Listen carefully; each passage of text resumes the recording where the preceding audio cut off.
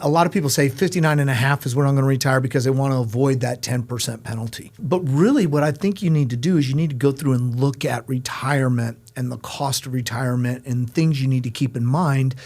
It's not just about 59 and a half or a date on the calendar if you want to retire early, whatever, right?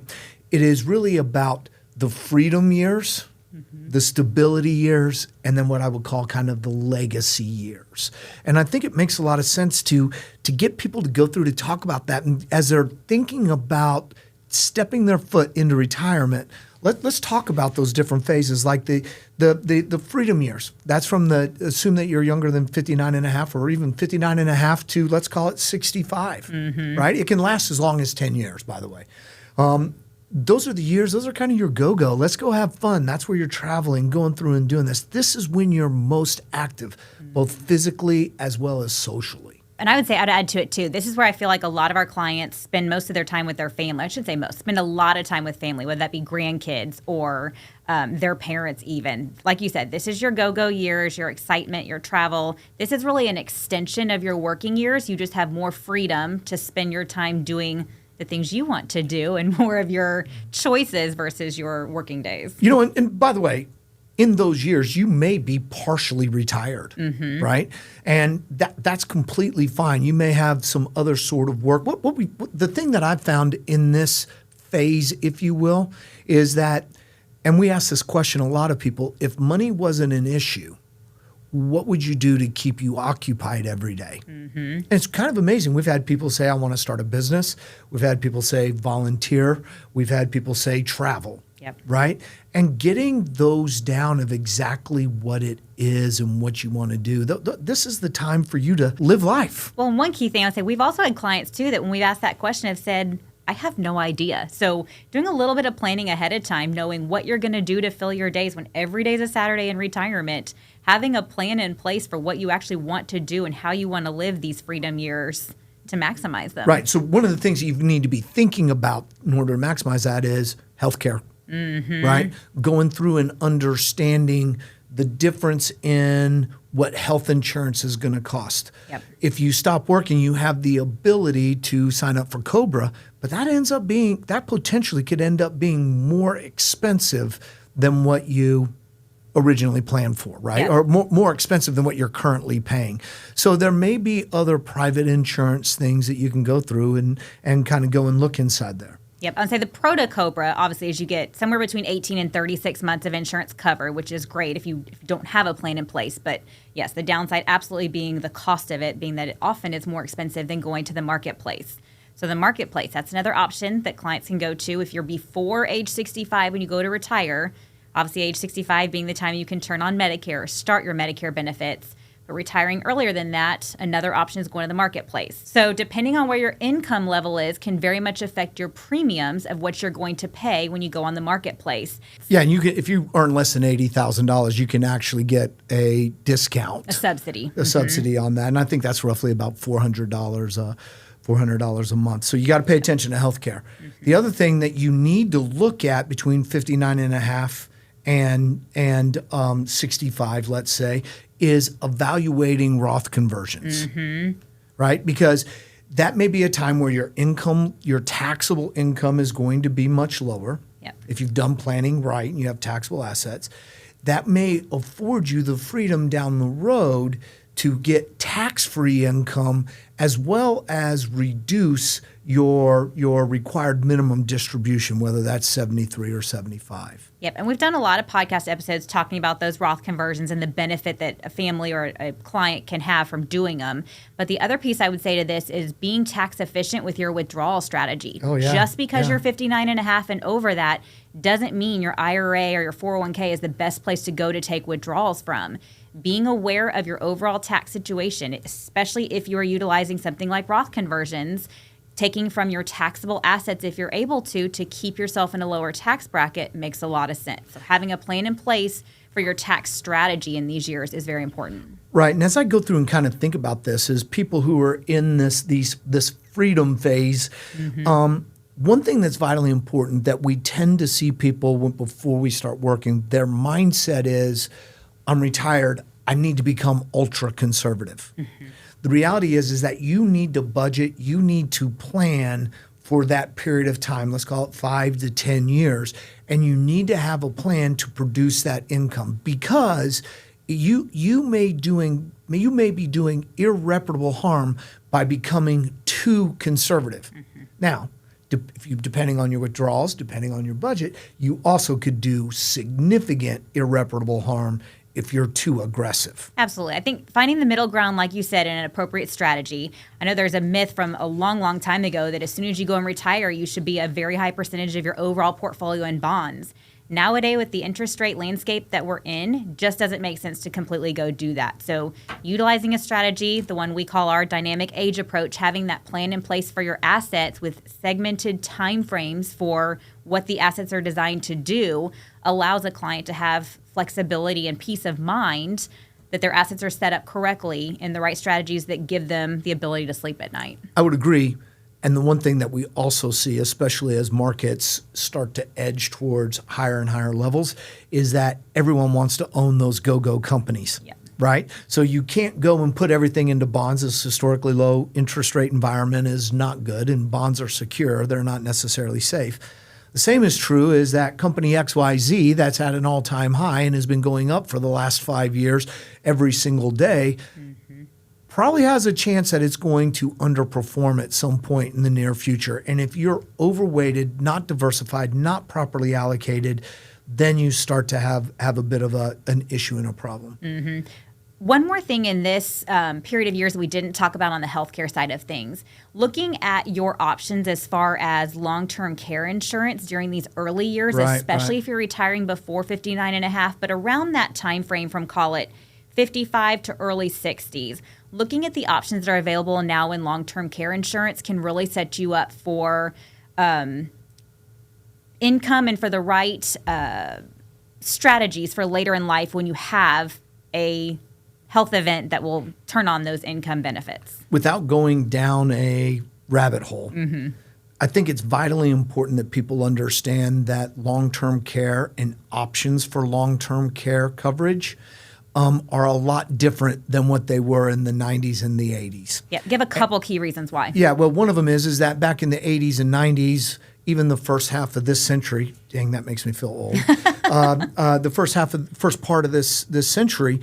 is you started to pay into it. The payments stayed the same, possibly went up, and you paid on them all the way until you had a triggering event that caused you to start to collect on them. So if you never had that event, you just would continue to pay, and when you pass away, there's no benefit that's inside there, right? So there's other ways to go to do that kind of give you a lot more flexibility, freedom. I know we talk a lot about flexibility and freedom when you're looking at this, that may work better for you. And so the key point to make is long-term care coverage is not the same as it was 25 years ago. Absolutely. Things have changed with regard to long-term care coverage, and your options are different, and that may fit your family better. And as you go through and you're living and enjoying life and you're in that freedom, now we start to move into the next phase, to start to move in kind of the stability. This is where we see people kind of slow down a little bit. Maybe they're not taking 5 vacations a year. Maybe they're not playing golf 7 days a week. I pray that they're not just watching TV every day. This is where they just kind of start to slow down. Things become a little bit more kind of meaningful for them. What are some things people need to be thinking about this stability stage? Yeah, so depending on, this is usually a period of, call it 5 to 10 years, probably somewhere mid-60s to call it your mid-70s. I think one of the most crucial things to think about right here is when to turn on your Social Security benefits. So we talk a lot about this in episodes, but really understanding your options between whether to take your Social Security at full retirement age versus delaying it to age 70 or somewhere in between there, because you earn that guaranteed 8% step up per year for each year that you delay. Understanding your options, and if you're married, your spouse's options to maximize the benefits available to you and to your spouse. Yeah, and that is so vitally important because that is meaningful, real money, right? The one thing also that you got to go through and you got to think through on that is, and this is where you really start to have, you start to do a lot of really big type of planning. If you were younger than age 73, or 75, depending on when you're supposed to start required minimum distributions. This is a time to really go in and evaluate tax strategies as you look out into the future. Absolutely. Right? So what does that mean? That may mean evaluating a Roth conversion so you have lower required minimum distributions later in life. Yep. That may mean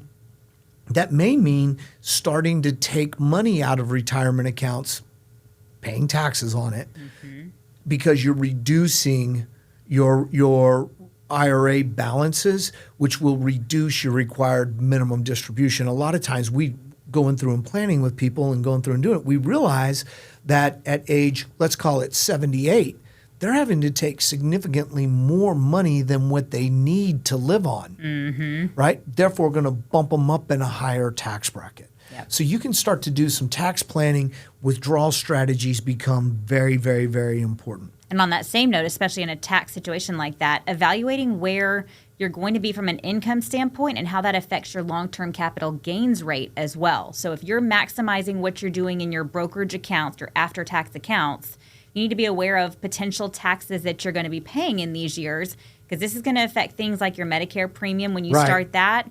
It's going to affect your tax rate. So just knowing when you're looking at your Roth conversions and you're looking at your withdrawal strategies and what your income is, also paying attention to what your long-term capital gains rate is going to be based on that income level. Yeah, that's right, because it is painful if you're used to paying, I'm going to make numbers up, $10 for Medicare, and then because of capital gains, now you're paying $500. Now you've made more money, you have more money. Yeah.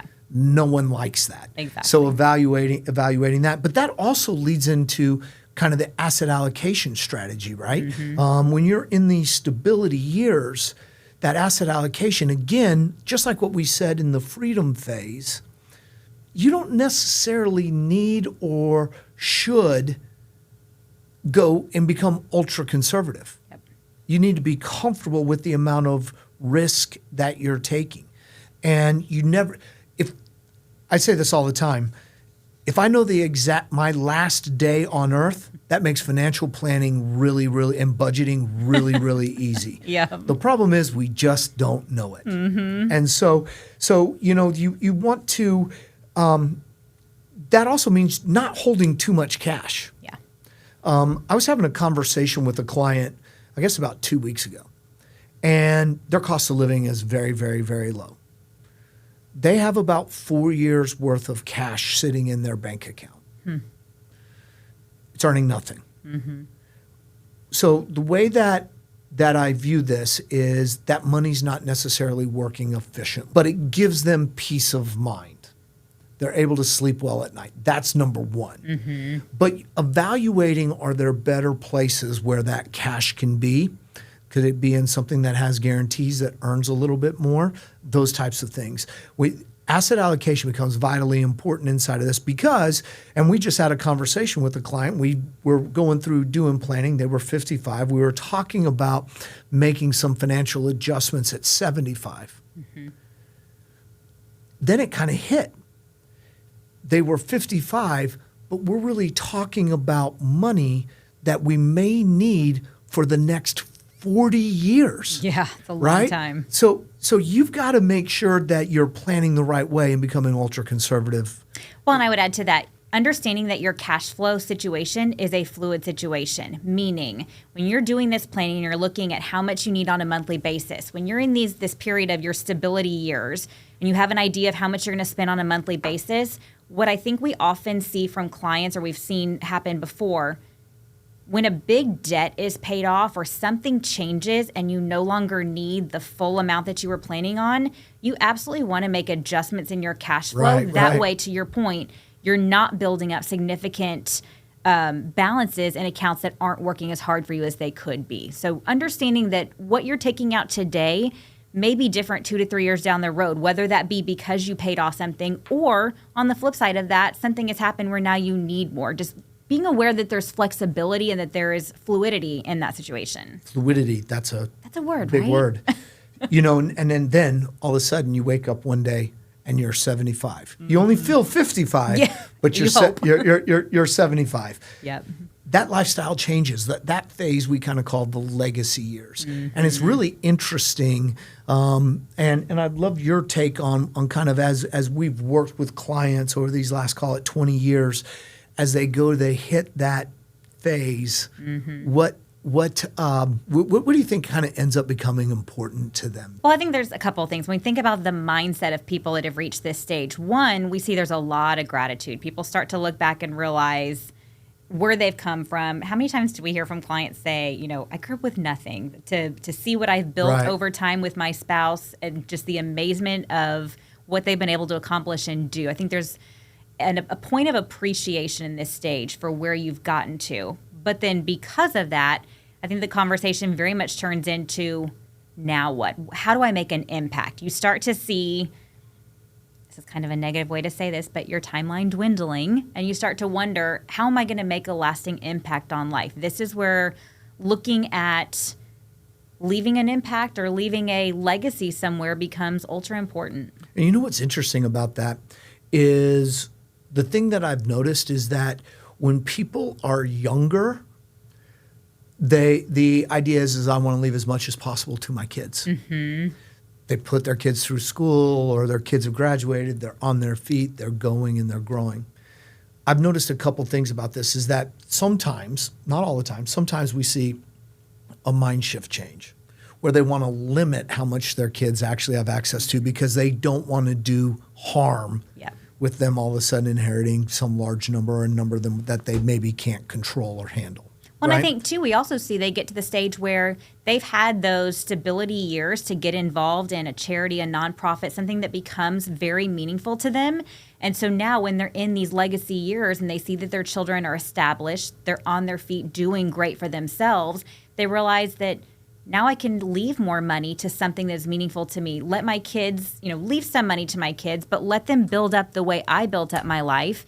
And let me leave my impact to what these other causes that I have really found joy from. And they start to make impacts, right? They start to go through to do this, whether it's establishing scholarships or leaving money to different charities or foundations, different things like that. What are some things that people need to kind of be mindful of and think about when they are thinking about this phase? Yeah, I think one of the most important is, especially when we were just talking about the legacy side of things, people that are wanting to leave an impact, looking at the most tax efficient way to do that. And what I mean by that is the way you give money to something you care about, the way to maximize that benefit is making sure you're doing it the most tax efficiently. So utilizing QCDs, qualified charitable distributions, which are distributions out of your IRAs after 70 and a half directly to the charity or the cause of your choice. Right. Which, one, it reduces your income in that year, but also maximizes the amount that goes to that charity. So that's one way to give. Another way could be through a donor advised fund. We did a podcast all about donor advised funds previously that talked about taking the benefit of the deduction and funding a donor advised fund early, basically using 5 years of what you would normally give to a charity, funding that donor advised fund, and then continuing to give out of that donor advised fund over the next period of years. That's a great way to take a income deduction in 1 year, but maximize what you're giving and continue that legacy giving to that charity over time. And that's especially useful if you have multiple charities that you want to give to, or there may be other charities in the future that you want to give to. Absolutely. I do think it's vitally important to make sure that you've evaluated when you hit that age, have a plan in place for long-term care and health care. That is vitally important when you're in those earlier years. That's the time to be planning. And so as you're looking at retirement in that 59 and a half or that early retirement phase, the freedom phase and then the stability phase, be looking forward and say, is there something I can do? And you kind of talked about that earlier. After that, you have to evaluate your estate plan, right? Yep. I read a statistic that something like 33% of people actually have a will. That's it? That's it.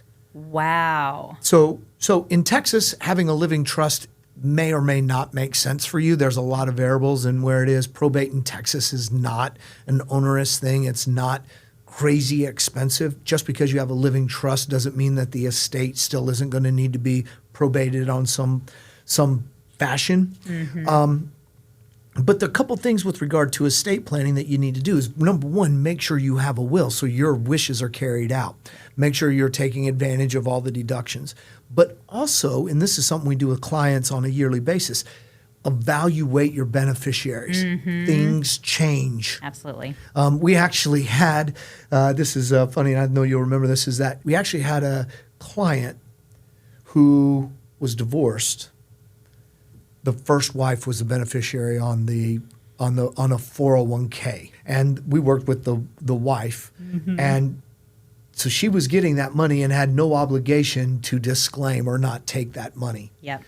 You don't want to be in those. You want to evaluate your beneficiaries. They may be alive. You may not have a relationship with them. There could be a lot of things, a lot of reasons, personal reasons for doing that. Well, I think both on IRA beneficiaries, well, all beneficiaries, but that plus your will are not stagnant events. I feel like we maybe should have talked about that in our very first year, especially going into retirement. You want to make sure all these are set up. Yeah, but I think you're right. Every 5, 6, 7 years, you need to be reevaluating, like you said, and just double checking that nothing has changed. We've come up against situations with clients where relationships change. People decide that they no longer want to give assets to a certain group or person, or even, like we just said, if your desire to give to a certain place changes, maybe you change your beneficiaries to a charity or a cause. So just looking at what you have set up and reevaluating it every couple years to make sure it matches what your current wishes are is crucial. Staying on top of that. Exactly. Because life does change. Talk about, you're 75 years old. How should you have those investments set up? I would say based on your age, I don't think it changes. Having that plan in place, like we've been talking all along, having this strategy where you've got your income set up for a period of 5 years, leaving your other assets to have another bucket of replacement income for years after that, and then your long-term assets allows the ability to keep you invested similar to how you would have been in the stage before that, your stability years. So just because you hit 75 doesn't mean you go 100% to cash, doesn't mean you go to 100% fixed income either. You maintain your allocation, doesn't mean you don't tweak it. Maybe you're no longer comfortable being in the same percentage of equity, maybe you slightly reduce that in your long-term assets, but you maintain your strategy similar to what you've done in your previous stages, making sure that you have that income as well as your plan for future assets. Look, let's face it, you can be 75 years old, you still need 20-year plan for at least 20 more years. Absolutely. Because this is the thing that I don't think people necessarily appreciate. The older you are, the longer your life expectancy becomes. True. Yep. Right? And so as you go through and you think about that, right? The way you set the income streams up, the way you give that opportunity, you have to plan at 75 to go 25 more years. And if your spouse is younger than you or something like that, you need to make sure there's plenty of assets that are available there. One thing on RMDs that I don't know that we talked about when we're thinking of the tax situation in these years, just because you have an RMD in these years doesn't mean you have to take all the money out and live on it or put it all in your bank account. So having a plan in place, if you're in a situation where your RMD is more than you need to live on that year, or you have a combination of accounts that you're using, understanding that you have options for what to do with that RMD, whether that be use a portion to gift, whether it be to a charity, a family member, something else, or you take it out of the retirement account, you pay the taxes on it, but then you turn around and you reinvest it in the taxable account and keep it working hard because you don't need it at that time. And you don't even have to sell it in the IRA. Absolutely. You can take it in kind. If you have 100 shares of XYZ company, that's your distribution. You can take that out, put it in there. Now, you're going to have a tax implication that needs to be paid. So you have to have cash to do that. But it doesn't mean that you have to sell it. Exactly. The other thing that does in going and doing that is that if inside of that IRA you have a really low basis, the day that you take it out, your cost basis adjusts to that new price. So it's a way to kind of get a step up inside there. But you just have to go through to do planning. Exactly. Look, you're going through looking at the phases. You got the freedom phase. Yeehaw, we can all hardly wait to get there, right? That is the go, let's have fun. That's where you are out celebrating all of your hard work. Then you go into the stability stage. You just kind of slow down a little bit. You've already been to that location or you've already taken that trip and it's not necessarily something you want to go and do.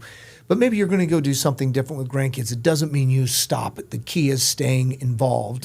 The way you manage your assets is important. Yep. Then you get to these kind of legacy years. That's where you really got to think about what sort of impact is important to you. Is it on family? Is it on some other organization? And again, that allocation, that planning, that making sure you're being as efficient with those assets becomes vitally important. I'm going to add one more thing, too, on the legacy stage. When you mentioned family, it's vitally important in this stage if you have adult children or you have plans to leave assets to children, involving those adult children and family members in the conversation so glad you early said that. rather than Yeah. later. Yeah, We have a yeah. lot of clients who've done a really good job of bringing in adult children and having those conversations so that kids know what the intent of the assets are and what's going to happen. So it's not some big surprise event. And the other part I mentioned of that too, because I know you've got a comment to jump in there, but one other thing I would say is make sure your family knows what your estate plan is and where it is. Right, So right. you have a will, great job. You've got your powers of attorney. You've got your medical healthcare directives, everything planned out and laid out. But make sure a family member knows where it is. If you have long-term care insurance that you've been paying for or you've done a hybrid policy, make sure that is somewhere as well so that when a triggering event happens, say you end up in the hospital or something, someone else, more than just your spouse, kids know where the plan is and what kind of benefits you can access to make sure that your wishes are continued to be carried out in the way that you want. You know, Karen, that's so communication ends up being key. The reality is something happens to me, what do I care? I'm gone. But I want life to be easy on those that are still here. Absolutely. So having it all documented, sharing where it is, making sure that people understand becomes vitally important. And spouses too. We've had a couple client situations too where maybe both spouses weren't intimately involved in the finances, and then something happens to one spouse, they pass away, and the other spouse is left in their grief to also have to figure out the financial situation that Right. they've never been involved in. And really don't have an interest in it. Absolutely. Right? They just want to go to live, right? You know, the thing that I think about is that we've got a lot of these different resources on our website, concenturewealth.com, but also our guide that you can easily download gives people a lot of this. The key to a successful retirement as you're moving through the phases, the freedom phase, the stability phase, and the legacy phase, is having this plan, understanding. And the reality is that the sooner you start, doesn't mean it's flexible. It can be changed. The sooner you start, the more confidence and clarity you have. Because we just had a conversation yesterday where the client was really concerned about making the wrong decision, right? Now, could have they made the wrong decision? 100%. They absolutely could have made the wrong decision. However, knowing what the choices are gives you that confidence, and it gives you the ability to stress test those. And I think that's vitally important. And like I said, there's lots of resources on the website that people can look at. But I think that getting that plan in place, looking at these different phases, and as you're looking at it, it's a lot of fun to go through to think about. It right? is, yep. I don't plan on starting the stabilities till I'm 85. So Okay. so I'm going to have a lot of freedom. Yes, you sure will. And I think the one point I want to make about the stability phase is that doesn't mean you stop. Absolutely. It's vitally important to keep those emotional attachments, those social attachments, and physical attachments in place. The things like that keep you young. All the way into your legacy years, I would say. You never stop. 100%. Having a purpose through all three of these stages will keep you young at heart and living your best life. Look, at the end of the day, we all have a lifespan. And you have a health span. Yep. What you want is those two to match up, and you want that last leg down to be very, very quick. Exactly. But the key is making sure that you have the right wealth span. Make sure that money lasts the way that you want to. That's why you're working. That's why you're saving. That's where it is. That's what it's all about. And with that, Karen, thank you very much. Thank you for tuning in this week to Wealth Strategies Unleashed with Concenture. We'll see y'all next week. See you next time.